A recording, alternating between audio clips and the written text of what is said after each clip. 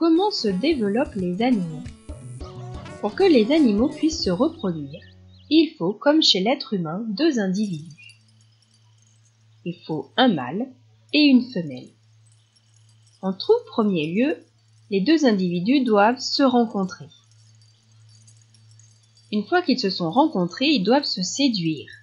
Par exemple, il y a de nombreuses parades nuptiales chez les oiseaux. Ici, les cigognes. Ici, les flamants roses. Ou encore chez le paon. Nous allons voir différents exemples. Ici, le cycle de vie de l'écureuil. Une fois que le mâle et la femelle se sont rencontrés et se plaisent, ils vont choisir un endroit bien douillet pour pouvoir élever leurs petits. Après être tombés amoureux, le couple s'accouple et quelques semaines plus tard vont naître les petits écureuils. Ces petits écureuils vont rester au nid et vont être nourris par leurs parents. Petit à petit, ils vont grandir, grossir,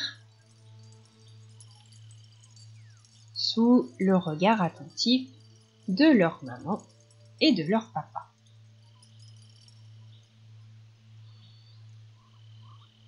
Autre exemple, le cycle de vie de la grenouille verte. Là aussi, pour pouvoir avoir des petits, il faut un mâle et une femelle. Une fois que les deux se sont rencontrés et se plaisent, ils vont s'accoupler. Suite à l'accouplement, la femelle va déposer de nombreux œufs dans l'eau. Ces œufs vont se développer et donner naissance à des petits têtards.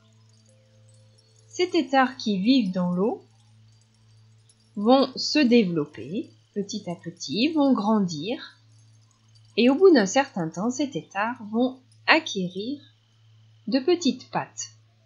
Tout d'abord à l'arrière, puis ensuite les pattes avant.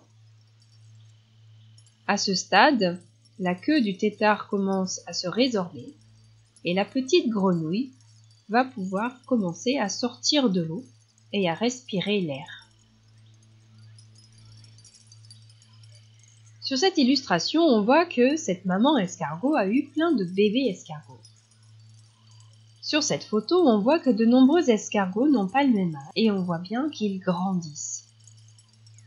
Sur ce graphique, on voit la masse des escargots en fonction de leur âge.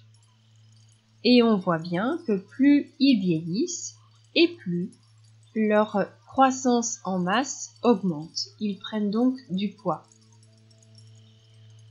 Ce tableau donne la masse en grammes et le diamètre de la coquille d'escargot en fonction de leur jour. Et on s'aperçoit que plus ils sont âgés, ces escargots, et plus leur masse augmente, donc ils grossissent, et plus le diamètre de la coquille augmente aussi, ce qui veut dire qu'ils grandissent. Tout être vivant produit de la matière. Ils ont une croissance en masse et une croissance en taille. La matière produite par les êtres vivants est appelée de la matière organique. Organique comme organe ou organisme.